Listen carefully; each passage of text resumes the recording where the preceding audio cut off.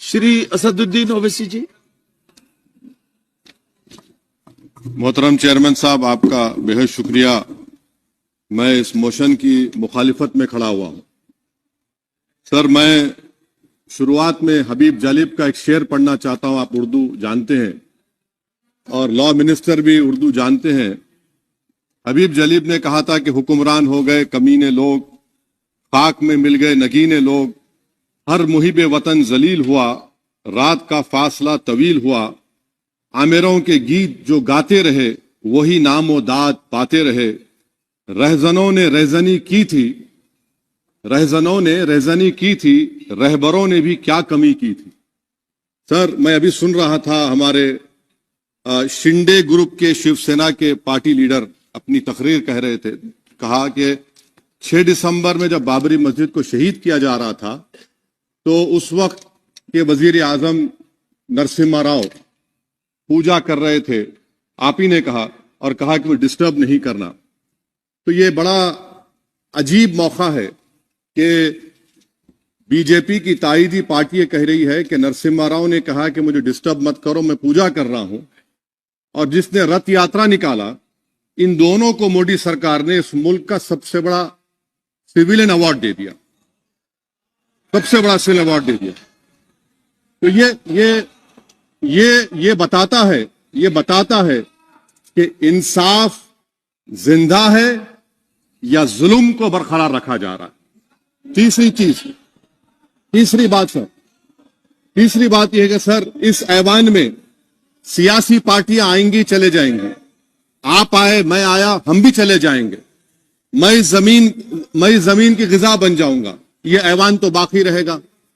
मगर सर, मैं ताजुब कर रहा हूं कि लोकसभा मुख्तलिफ आवाजों में कैसे बोल सकता है। लोकसभा तो एक ही आवाज में बोलना चाहिए, और लोकसभा भी भारत के संविधान आइन के बेसिक स्ट्रक्चर का ताबे है। और सर, ये इसलिए कह रहा हूं कि 16 दिसंबर को मैं ले कर देता हूं। 16 दिसंबर 1992 को इसी लोकसभा ने एक रेजोल्यूशन पास किया था। आप इजाजत दीजिए तो मैं पढ़ता हूं सर। दिस हाउस, अच्छा, ये गुलाम नबी उस वक्त के मिनिस्टर थे, आज नहीं है, उनका नाम नहीं लेना चाह रहा था। This house strongly and unequivocally condemns the desecration and demolition of the Babri Masjid at Ayodhya by and at the instigation of forces represented among others by VHP, RSS and the Bajrang Dal, which has caused communal violence in the country. Such act of vandalism was carried out not only in violation of order of Supreme Court, but amounted to an attack on the secular foundations of our country. This House expresses anguish at the happenings and wishes to reiterate its resolve that it will ceaselessly endeavor to uphold the secular and democratic traditions of our country and for the maintenance of rule of law. और एक paragraph है, नहीं पढ़ूंगा। मैं ताजुब कर रहा हूं कि जब इस ऐवान ने एक रेजोल्यूशन पास किया तो हुकूमत आएगी जाएगी, और हुकूमत ये मोदी हुकूमत जश्न मना रही है जो 6 दिसंबर को हुआ। तो ये एक बात है सर। चौथी बात यह है कि सर, नहीं, 6 दिसंबर के ऊपर कोई जश्न नहीं है। राम मंदिर के निर्माण की जो प्रतिष्ठा हुई है उसको संबोधन कर रहे हैं, और वो सर्वोच्च न्यायालय के द्वारा तथ्यों के आधार पर दिए गए निर्णय के कारण से हुआ है। सर्वोच्च न्यायालय का निर्णय है, तो तथ्यों के आधार पर निर्णय है। वो विषय आपने बोल दिया, ठीक है, ओके। परंतु जो मंदिर का निर्माण है वो नियमानुसार सर्वोच्च न्यायालय के निर्णय से तथ्यों को देख करके। एक सेकंड, आप इस्लाम के बहुत जानकार हैं, विद्वान हैं वैसे भी, अब कानून के, यदि किसी अन्य धर्म के स्थान पर मस्जिद बनाई जाए तो शायद उसको मान्य नहीं किया जाता।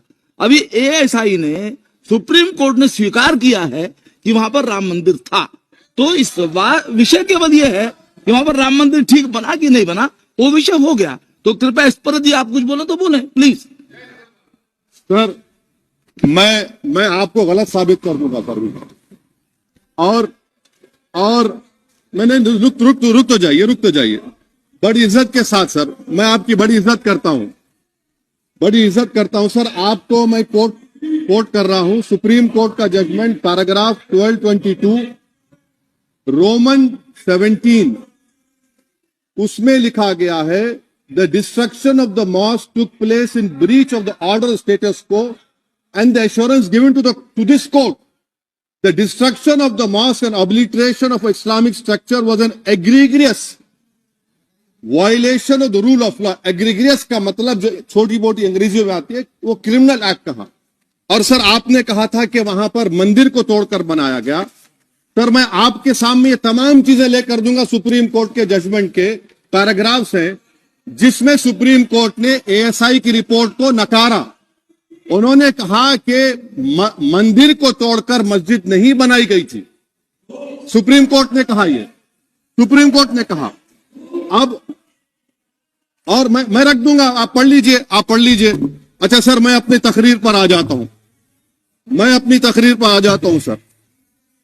तो मैं अपनी बात कर देता हूं सर। तो मैं ये पूछना चाह रहा हूं कि क्या मोदी सरकार एक समुदाय, एक मजहब की सरकार है या पूरे देश के मजाहिब को मानने वालों की सरकार है, जिसको नहीं मानते उनकी सरकार है? हमको बता दीजिए। क्या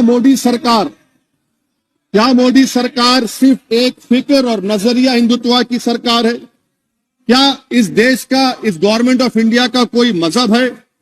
इस वतन अजीज सबके मजहब को मानता है।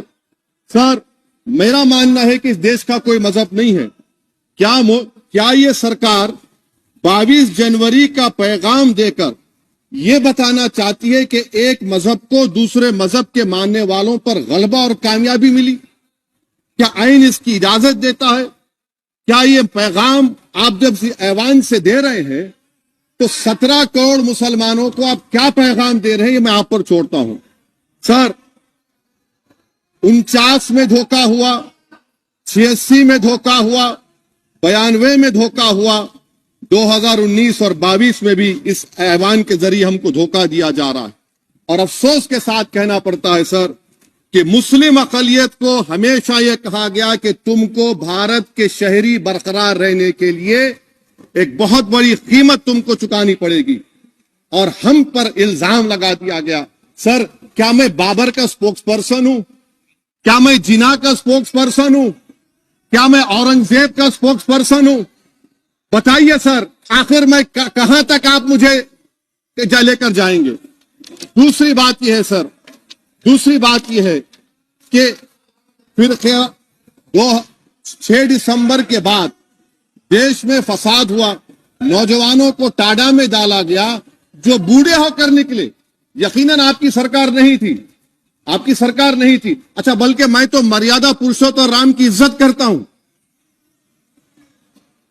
मगर मैं नाथूराम गोडसे से नफरत करता हूं। मेरी नस्लें नफरत करती रहेंगी क्योंकि नाथूराम गोडसे ने उस शख्स को गोली मारी जिसके जबान से आखिरी लफ्ज निकले हे राम। सर छठी बात यह है कि 87 में मलियाना हाशिमपुरा हुआ, 83 में नेल्ली हुआ, 44 में जम्मू में नस्ल कशी हुई, 2022 में हल्दीवानी में कत्ल हुआ। इतने धोखे सबसे बड़े किसको दिए गए? असदुद्दीन ओवैसी को दिए गए। मगर फिर भी मुझसे ही कहा जाता है कि वफादारी को तुम साबित करो अपनी ओवैसी। सर आज भारत के 17 करोड़ मुसलमान अपने आप को अजनबी और एलिनेट महसूस कर रहे हैं। मैं बहुत बड़ी नाइंसाफी होती है, सर ये कोई तारीखी नाइंसाफी को इंसाफ नहीं किया जा रहा है। स्पीकर सर, अंग्रेजी में स्पीकर सर केवल एक प्रश्न का जवाब ओवैसी साहब दे दें कि बाबर को वो आक्रमणकारी मानते हैं या नहीं मानते हैं? पुष्पमित्रा संघा को आप क्या मानते हैं? बताओ, पुष्पमित्रा संघा को आप क्या मानते हैं? जम्मू के वो, कश्मीर के वो राजा को क्या मानते हैं जिसके पास एक फौज थी मंदिरों को तोड़ने के लिए? आप क्या मानते हैं? यही तो मैं कह रहा हूं कि निशिकांत दुबे 47 में आजादी मिली, असदुद्दीन ओवैसी से बाबर की बात पूछ रहे हैं।